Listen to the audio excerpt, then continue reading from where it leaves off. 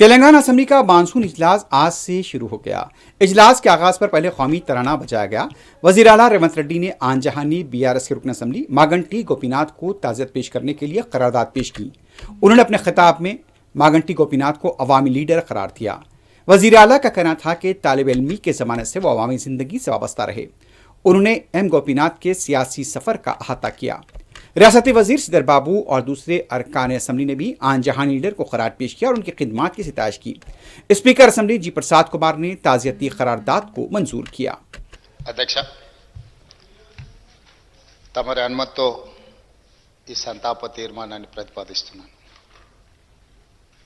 తెలంగాణ శాసనసభ సభ్యులు శ్రీ మాగంటి గోపీనాథ్ గారి మృతి పట్ల ఈ సభ తన తీవ్ర సంతాపాన్ని వ్యక్తం చేస్తూ శోకార్తులైన వారి కుటుంబ సభ్యులకు ప్రగాఢ సానుభూతి తెలియజేస్తున్నాను.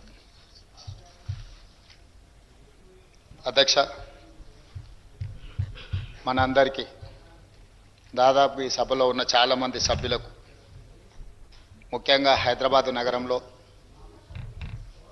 నివసించిన వాళ్లకు, చదువుకున్న వాళ్లకు చిన్న వయసు నుంచే మాగంటి గోపీనాథ్ గారు మిత్రుడు. 1963లో జన్మించిన మాగంటి గోపీనాథ్ గారు విద్యార్థి రాజకీయాలలో చురుగ్గా ఉండడమే కాకుండా వారు 1983లో మొట్టమొదటిసారి ఎన్టీ రామారావు గారు ప్రారంభించిన ఒక మానవతావాదిగా నిలిచిన వ్యక్తి, ఒక మృదు స్వభావి.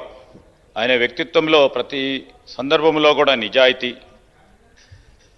అందరితో కూడా కలిసిమెలిసి మెలిగే గుణం ప్రధానంగా కనిపించేవి. అధ్యక్ష, జూబ్లీ హిల్స్ అంటే మొత్తం రాష్ట్రంలోనే ఒక చాలా ఇంపార్టెంట్ నియోజకవర్గం. ఆ ప్రాంతంలో సేవలు